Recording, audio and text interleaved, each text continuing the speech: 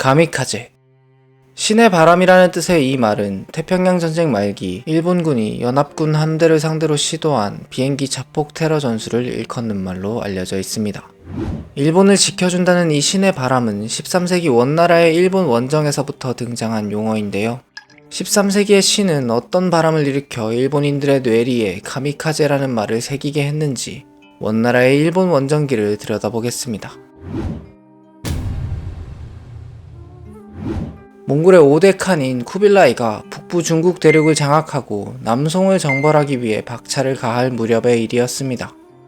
쿠빌라이는 남송 정벌을 위해 남송과 교역을 하던 일본을 자신들의 편으로 끌어들여 남송을 고립시키고자 하였고, 이를 위해 일본 정복을 구상하게 됩니다.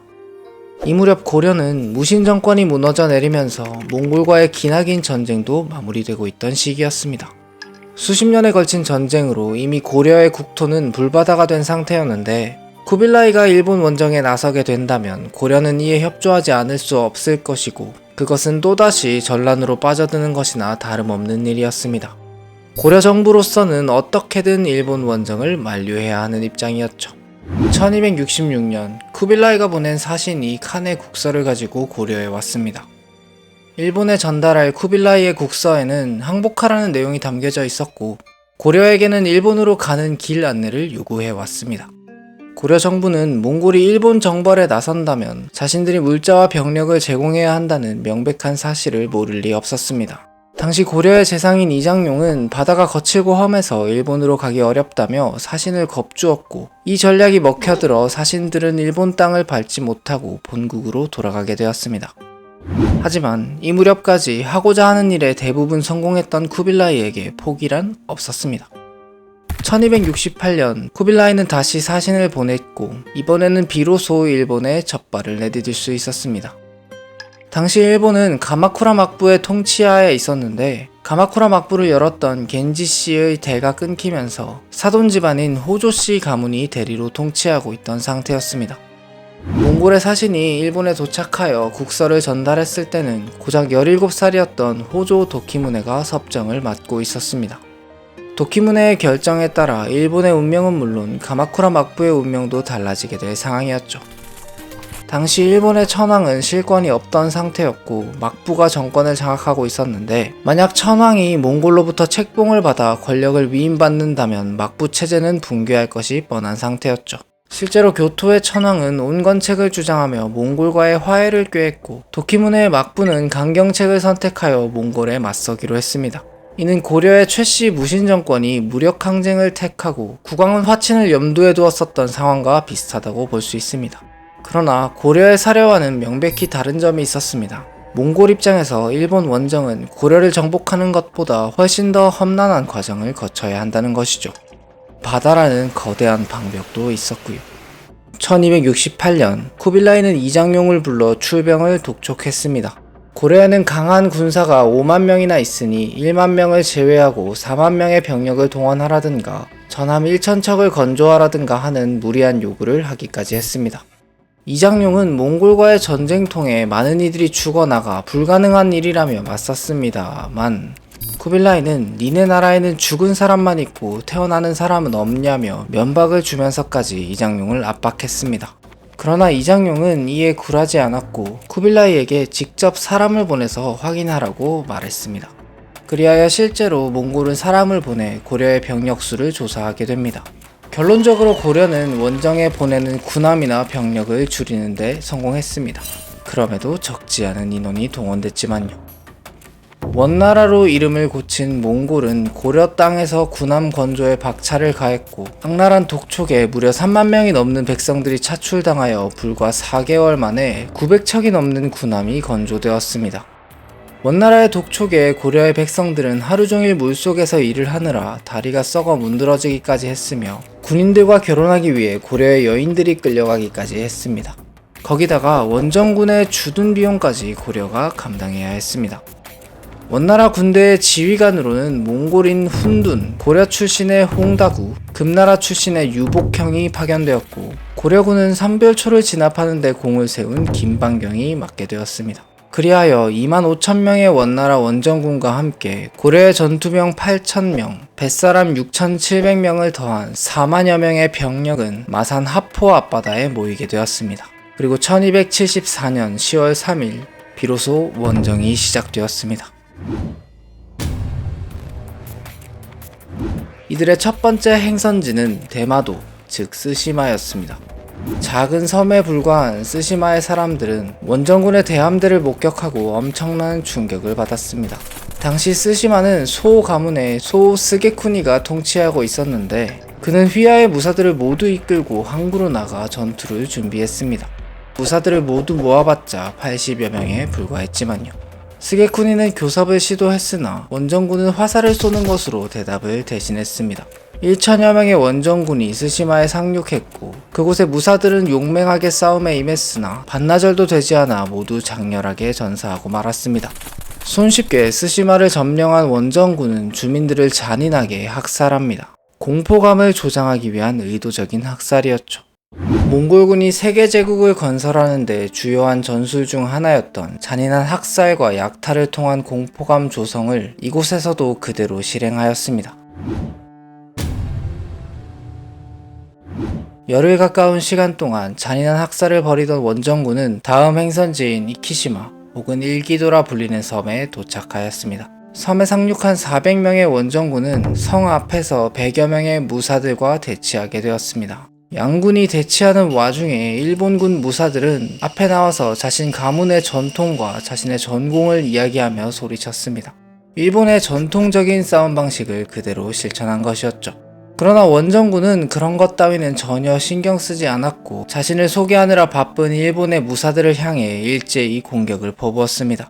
처음 보는 전투 방식에 일본의 무사들은 당황했고 뒤늦게서야 반격을 가했지만 역부족이었습니다. 당시 일본의 무사들은 수적으로도 상당한 열세였지만 무기와 전투 방식도 원정군에 비해 한참 뒤떨어져 있었습니다. 대표적으로 활의 사정거리 차이를 들 수가 있는데 원정군의 활은 나무뿐만 아니라 소의 뿔이나 힘줄을 이용하여 사정거리가 굉장히 길었으나 나무로만 만든 일본군의 활은 사정거리가 원정군의 반 정도밖에 되지 않았습니다. 이처럼 활의 발달이 더뎠던 것은 습한 일본의 기후 영향도 있었지만 일본 특유의 전투 방식 때문이기도 하였습니다. 활을 쏴서 적을 쓰러뜨리면 자신의 전공을 드러낼 수 없었기 때문이죠. 화살뿐만 아니라 화약 무기까지 활용한 원정군은 일본 무사들을 압도했고 일본군은 1000명이 넘는 전사자를 기록하며 이키시마를 지키려 했으나 그것은 불가능한 일이었습니다. 이제 원정군은 일본 본토에 상륙할 차례였습니다. 규슈 지방의 다카시마에 상륙한 원정군은 그곳에서 저항하는 해적들과 무사들을 손쉽게 무찌르며 무섭게 전진했습니다. 개인의 용기와 무술 실력에 기대는 일본군은 집단 전술을 앞세운 원정군을 당해낼 수 없었습니다. 원정군의 목표는 다자이우 점령이었던 것으로 추측하고 있습니다. 다자이유는 규슈 지방의 특수행정구역으로 일본의 대외 외교 창구이자 국방의 최전선이었던 곳입니다. 하카다만으로 이동한 원정군은 이곳에 상륙하여 다자이유를 향한 교두보를 확보하려고 했습니다. 교두보를 쉽게 확보한다면 원정군의 행보에 꽃길이 열리는 것이기 때문에 일본군도 이곳을 사수하기 위해 사력을 다하게 됩니다. 그리하여 전쟁 초반 분수령이 될 싸움이 하카다만에서 벌어지게 됩니다. 이 전투에서도 일본군은 관습대로 말을 타고 나와 자신의 집안과 전공에 대해 이야기하는 전통적인 전술을 고수했고 원정군은 마찬가지로 모두 무시한 채 화살을 퍼부었습니다. 철포까지 앞세운 원정군은 이번에도 승리하여 하카다만 상륙에 성공했습니다. 당시 일본은 통신망이 엉망이었었던지라 막부는 이 상황을 제대로 파악하지 못했고 결국 상황은 현장 지휘관의 손에 달려 있었습니다. 규슈의 총사령관이었던 쇼니 카게스키는 규슈 내의 무사들에게 총동원령을 내렸고 약 1만 1천여 명의 병력이 소집되었습니다. 원정군이 상륙한 이후에도 해안을 사수하려는 일본군의 소모전이 지속되었습니다. 특히 이 기회에 공을 세워 포상을 받을 생각으로 전쟁에 참여해 용맹한 돌격을 선보인 후 전사하는 무사들이 상당했습니다. 일본 무사들은 전세가 불리한 와중에도 야간 기습 등을 꺼렸는데 그 이유는 야간에 기습하게 되면 자신들이 세운 전공을 보여주기 어렵다는 점 때문이었습니다. 총동원령으로 모인 대규모의 일본군은 다자이오를 지키는 최후의 방어선인 미즈키성에 모여 항전을 준비했습니다. 그런데 미즈키성 전투를 앞두고 원정군 지휘관들은 엇갈린 의견을 내게 됩니다. 특히 총책임자였던 훈둔이 철군을 주장하였습니다. 일본군만큼이나 원정군도 피해가 막심했기에 성을 공략하는 것이 만만치 않은 일이 될 것이라 생각한 것이었죠. 반면에 고려군의 김방경은 전투를 지속할 것을 주장하였습니다. 그도 그럴 것이 당시 고려군은 훈둔조차 감탄할 정도로 전투 성과가 좋았으며 피해도 굉장히 적었기 때문이었습니다. 게다가 이번에 물러나면 또다시 원정을 위해 배와 물자를 준비해야 할 것이 명백했기 때문에 고려 입장에서는 이번에 끝장을 보는 게 나은 상황이었다고 볼 수 있겠죠. 이 무렵 원정군의 지휘관 중 한 명인 유복형이 배에 화살을 맞는 부상을 입었는데 지휘관인 유복형조차도 화살을 맞을 정도였으니 그만큼 치열한 전투가 벌어졌다고 추측할 수 있습니다. 화살에 맞은 유복형은 당연히 철수를 주장했고 심지어 치료를 받겠다며 혼자서 본국으로 돌아가 버리기까지 했습니다. 결국 원정군은 다시 하카다만에 정박 중인 함선으로 되돌아갔습니다. 반면 미즈키성의 일본군들은 날이 밝으면 원정군의 공격이 시작될 것이라 예상하고 바짝 긴장한 상태로 대기하고 있었습니다. 그러나 결국 전투의 향방을 결정한 것은 전력의 차이도 결사항전을 각오한 투지도 아니었습니다.